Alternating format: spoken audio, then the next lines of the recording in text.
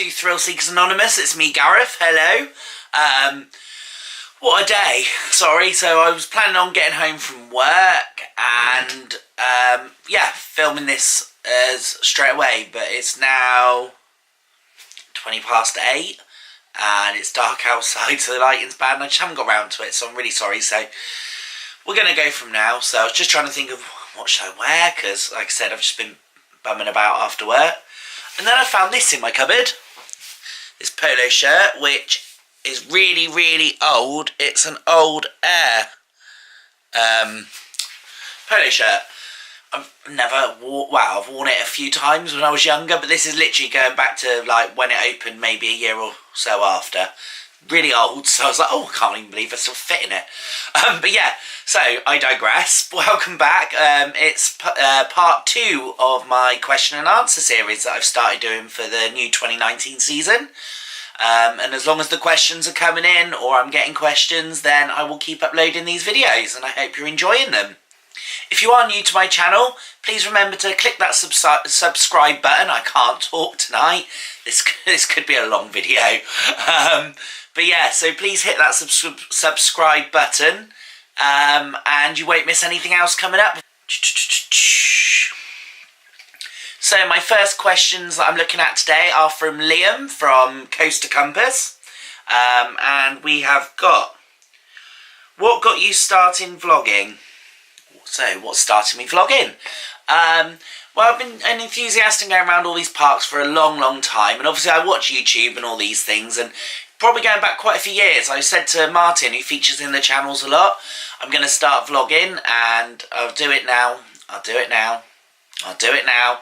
And then I never actually done it, and it was kind of a bit of a standing joke. You're going to start vlogging this season? I'd go, yeah, of course I am.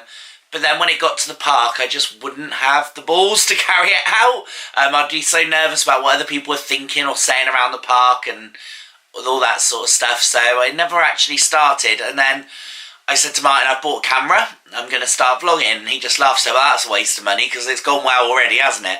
So I was like, no, I'll prove it to you. And my first vlog was last season, opening weekend of Thorpe Park. And it went down really, really well. I really enjoyed doing it. I started going around the park vlogging, and I was like, do you know what, this is really good fun. But the outset was for me.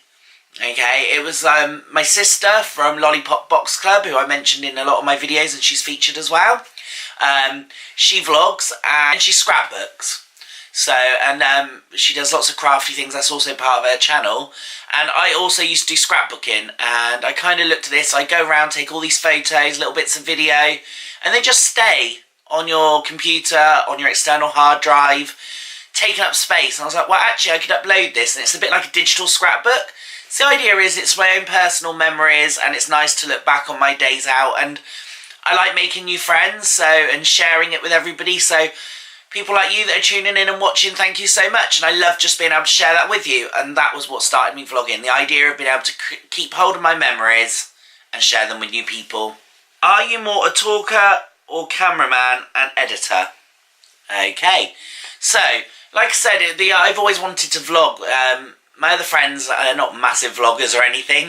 Well, some of them are. But no. But the people that feature a lot of my videos regularly, are just normal people, and it was my plan. So I got the camera, I started filming, and yeah, I basically do the filming, I do the editing, I do the talking. Obviously I do ask people when I'm out and about their opinions and things, but yeah, the actual thing is me. All me, hello. But I couldn't do it without my friends, so I want to say a big, big thank you right now to Martin especially. He's my best friend, and I don't drive, so he does take me to a lot of these places, and a lot of these videos and vlogs wouldn't have been possible if it wasn't for him. Similarly, however you say the word, that was really difficult. Kyle, who's my other friend that features quite on a few videos, he also drives me places, and he's my other best friend. And without those two, couldn't do this at all. So, or I would, but the videos would be few and far between. So they are my rocks, like through life as well as through vlogging. So thank you all to those. But then I've also got Alex, another friend with his girlfriend Kirsty. I've got some questions for them coming up soon, actually. But yeah, I met those out on a trip to Europa Park, and I've met up with him a few times, and he's really involved with the channel as well, and he always tries to do what he can, so he's another really good friend of mine and a friend of the channel. So, like I said, they're my 4 main people that are my rocks, so thank you for helping me with this channel, and I appreciate everything that you guys do for me. What is your opinion on the Wicker Man? Now, that is a tricky one. It looks quite slow off-ride, so I wasn't expecting a lot when I first saw it in the queue line. I remember going in that queue, and I was excited, don't get me wrong, who isn't excited for a new Woody, especially in this country, so it was exciting, I won't say that, but obviously it was marketed as an experience ride, and I expected more from that, okay? The ride itself, the big theming structure, the pre-show, I can't fault. The theme in there is amazing, but the queue line itself, I just felt that it's basically a bit of like big wooden fencing with some symbols on, and the signs are themed, yes, with a bit of bunting and a few twisted wicker sculptures. I just expected more, maybe some statues in there, maybe some projection mapping, a bit like the Woden queue line, just really good theming, telling the story as we're going through, especially with, like I said, it's an experience attraction. Now, when you go to other parks, queuing is part of the ride almost, and you don't mind being in a longer queue because there's stuff to keep you occupied. But I still felt that this was it's better than most. It's not a cattle pen queue, don't get me wrong, but it still wasn't as entertaining as I would have liked it to have been. So that kind of lowered it a little bit for me. But the ride itself, I really enjoy. And I don't mind front or back. Well, anywhere's good. Now, a lot of the Woodies, I much prefer a back seat. I like that being that ejector air time, being thrown about, the roughness, like the extra forces. I just love the back row is normally my favourite. However, the Wicker Man, I find I get just as much air time, little pockets in the front. I like it as you're passing through the theming structure, that you get all the mist fly at you and it feels fast. I love the front row as well, so that one I struggle with, but I really enjoy both. So yeah, I do love the Wicker Man. I think it was a real good ride to add to the park, attraction for the park. I believe that a Woody was needed in this country, a new one, and a GCI is a brilliant manufacturer. So yeah, I'm happy with it, but I'd just like some more done with the queue line. So I've got my next few questions are from Brian and Ant, who are friends of the channel. I actually met them on a Theme Park Worldwide meetup at Chessington World of Adventures last season. So hi guys, thank you for sending me in a question.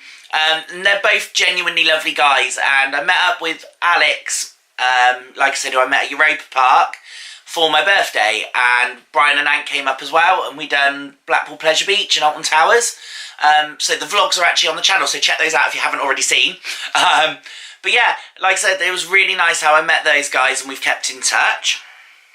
So I've got a question for Martin. I'm filming this from mine, so I've got hold of Martin, and he sent me his response, which I will insert now. Hello everyone. So the question that I've been asked following on from my motion sickness vlog from a few days ago is, have I ever been to a theme park and not been on any rides? The answer to that is yes, I have been to a theme park and not been on any rides, but not to do with my motion sickness. This was last year on the opening day of Alton Towers.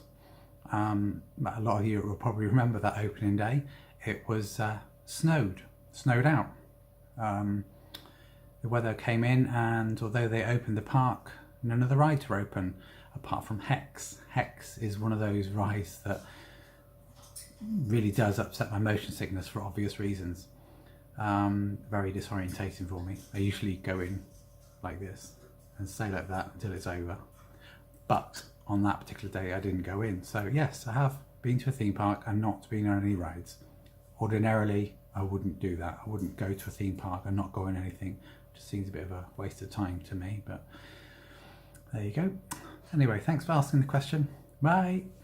Well, my first question, but their second question from Brian and Anne is, are you planning to do any Thrill Seekers Anonymous meetups in the future, and where would it be? After going to meetups, I think they're brilliant and I love them, and there's a lot of organisation that these guys put into these meetups, and I love going along to them. And in the future, yes, I would love to do a meetup, but at the moment this channel is still small, and and I feel like I'd need a few more subscribers to actually make a meetup worthwhile, because obviously trying to pick a date and everything, there's always going to be people that aren't available. So in the future, yes, I'd just like a slightly bigger following, just so that it's a slightly bigger group. Otherwise I could just imagine myself, knowing my luck, I will organise a meetup, plan everything, and there'd be me and Martin and Kyle. So yeah, it will happen one day. Where would it be is a hard one. Now, Thorpe Park is the logical one, just because it's closest to me. But who knows? It could be there, it could be Alton Towers, it could be Blackpool. Who knows? Because I've got a few friends now that I'm starting to make, like Josh. Big shout out again to Coast to Compass. But obviously they live up that way, so it all depends. Kind of see where everyone is, what everyone's doing. Obviously the people, because like I said, I don't drive, all that. But yeah, one day there would be a meet, but I would like to do it at a decent sized park. Then my last questions for this video is from Courtney from Theme Park Banter. Hey guys! Her and Callum are amazing. I'm sure like all these channels that I've listed off, all their links are in the descriptions, in the description of the video, so please click on them, subscribe to them and watch them. Variety is the mix of life, and these guys are all lovely. I know these people personally now, and they're just the sweetest, nicest people, and their vlog material's fun. So yeah, check them out. So I've got from Courtney, what is your favourite thing about being a theme park enthusiast? Now, before, and the most logical answer would be the rides. Getting out there, visiting new parks, and that is exciting. Like, there's nothing like going to a park you haven't been before and exploring, and maybe even finding a new favourite. So the lead up to that is brilliant, but I have to say, and I know this sounds really cheesy and I'm sorry, it's meeting all of you. Like, before even vlogging, just because obviously you watch stuff on YouTube, you see people around, just meeting people. Like at the Alton Towers Hotel, I've bumped into people and just gone, oh, is that your so-and-so? And got chatting, and then you end up making friends and going to these meetups and joining, like I'm a member of the RCCGB and I'm doing their Blackpool Bash in April. Yeah, so just getting out there and making a whole new circle of friends with the same interests, like that is just the best thing. And if I could move any ride in the world to Alton Towers, what would it be? Now that's a tricky one, and I think that's going to change as time goes on. Now, obviously most people at this point would probably throw in a massive big coaster. And that's tempting, I won't lie, like everybody loves a good coaster, but I kind of feel like Alton Towers has got quite a few now, and we can have a good time. But what it is missing is a decent dark ride or flat ride. So, although I haven't been, I've got June I'm going out to Leesburg. But I would probably say something like low-key, like a really good, decent, big flat ride. Or probably more a nice trackless dark ride. Something like Symbolica or something like that.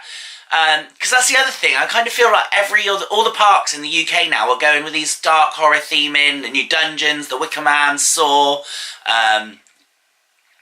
but all those sort of areas, obviously Ugland at Alton Towers now is Dark Forest, and all these things, and I miss the happy, I miss that fun childlikeness that you'd go to a theme park and it'd bring up just those butterflies of excitement and magic. I kind of feel like we're kind of losing that now, so I think a nice magical ride like Symbolica would just be a nice way to kind of help those queues die down from those the big roller coasters, diverse things about a bit. Trackless dark rides are amazing and smooth, and you've got the variety there, and I think that's the way forward. So personally, I know a nice RMC or a big coaster would be lovely, but I think that, yeah, that's the way forward, and I think it would help, because let's face it, we do need some more dark rides, or water rides even. Alton Towers hasn't even got a decent water ride now, or water ride at all. I'm trying to think. Yeah, decent, because we've still got battle galleons. So yeah, that would probably be it. Yeah, a dark ride, flat ride, something like that. But yeah, Symbolica would probably be what I would choose. So thank you so much for your questions, everyone. Remember to like, comment and subscribe, and also in the comments, is there anything you want to ask me? Anything at all? If I can answer it on YouTube, then ask the question, and I will try. But thank you all for watching, and we will see you all soon from another park. Bye!